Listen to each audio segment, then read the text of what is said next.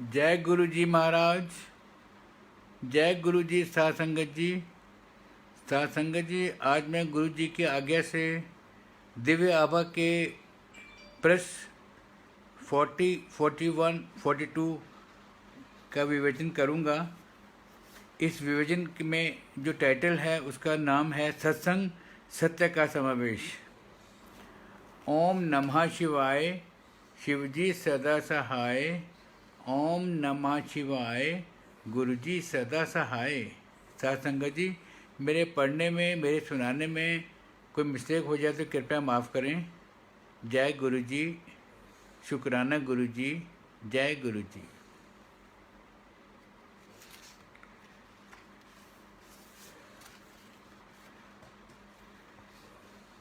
सत्संग सत्य का समावेश।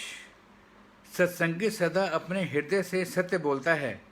सत्संग शब्दों में परिवर्तित वह रोमांचक यथार्थता है जो श्रोताओं और पाठकों दोनों की चेतना पूर्ण रूप से जागृत करने की असीमित क्षमता रखता है।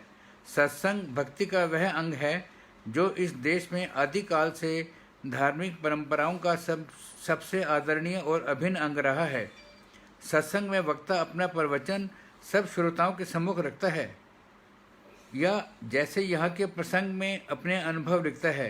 प्राकृतिक संवेदना और ध्यान से पढ़े अथवा सुने हुए सत्संग से सब में विश्वास की उत्पत्ति होती है।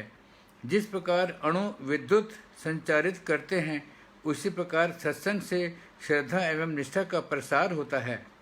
सत्संग के यह अनुभव संशय और विश्वास के बीच खड़े हुए विशाल जनसमूह के लिए हैं। सत्संग से जैसे हमने गुरु जी से सीखा है, पाठक और लेखक दोनों को ही आशीष मिलता है। प्रत्येक व्यथित के जीवन में नए मोड़ के साथ आशा की ज्योति जलाने की संभावना रखता है। हर खंड में एक अनोखा अनुबंध, प्रतिज्ञा एवं सत्य का संसार है। गुरु जी की उपस्थिति से हम उनकी छाया में हैं, अन्यथा उनके प्रकाश की तीव्रता के सम्मुख ब्रह्मांड के समस्त सूर्यों का सम्मिलित तेज भी धूमिल है।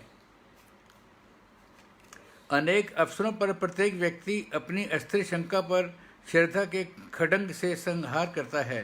संशय और विश्वास दोनों परस्पर विरोधी हमारे चारों ओर व्याप्त वातावरण के स्थायी निवासी हैं। यहाँ पर हर सत्य प्रसंग दर्शाता है कि संशय के सागर में डूबी हुई आत्मा ने कैसे अपने स्वाभाविक रूप पर पुनः अपना अधिकार स्थापित किया। अविश्वास के अंधकार में लुप्त सत्य, श्रद्धा, भक्ति और आस्था का पुनः जागरण होता है। इसी सच्चाई को हम गुरु जी से जानते हैं। औरों ने उन्हें अन्य अनेक नामों से भी पुकारा है। सब उतने ही प्रिय और प्रेममय हैं।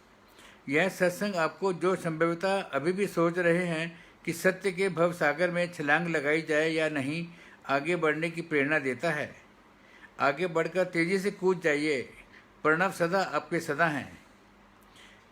यह कथाएं पूरे विश्व में फैले हुए अनगिनत भक्तों पर हुए चमत्कार हैं। परंतु चमत्कार क्या हैं?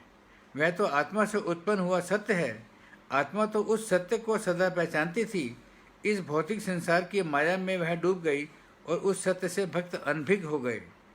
यह चमत्कारिक सत्य सर्वप्रथम प्रेम और आस्था का प्रतीक है। तत्पश्चात वह हमारे सामान्य जीवन में प्रतीत होने वाली अलौकिक घटनाएं हैं। इन घटनाओं के पात्र गुरु जी के असंख्य भक्त अपने उन अनुभवों का वर्णन कर रहे हैं जिन्होंने उन्हें पूर्णतः पराजित, विहल और आतंकित किया। उनको आहत, निसहाय कर अपनी सीमाएं नापने को विवश किया, भावना परीक्षण किया, रक्षा कवचों को शत विषित कर दिया, किंतु इसी से उन्हें शक्ति, साहस और चिरस्थायी आशा की प्राप्ति हुई। वह सब उस असाधारण उत्कृष्ट दिव्य धारा में प्रवाहित होकर अपनी आप बीती व्यक्त कर रहे हैं।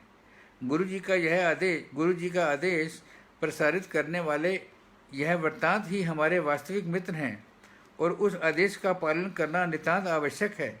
इन सत्संगों में गुरु जी की ऊर्जा है।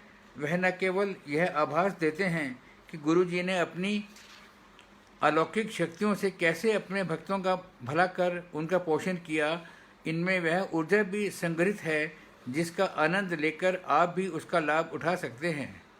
प्रत्येक सत्संग में अपने भक्तों के लिए गुरु जी के अपार स्नेह और वेदना के दर्शन होते हैं। अब समय आ गया है कि उनके भक्त उनके आदेशों का मन, वचन और कर्म, मनसा वाचा कर्मणा से पालन करें और उन्हें कभी भी ना भूलें। यह सत्संग कल्प वृक्ष की अगण्य पत्तियां हैं, प्रत्येक एक प्रेम गीत गाती हुई श्रद्धा से परिपूर्ण। हर सत्संग में गुरु जी और उनके भक्त का परस्पर स्नेह प्रतिष्ठित है। आशा करते हैं कि यह अनुभव इन भक्त लेखकों की भांति आपके हृदय के तारों को भी हिलाकर मन में अति सुरमय मधुर दिव्य संगीत भर देगा। क्या अनहद जैसी मिठास अन्यत्र कहीं मिल सकती है?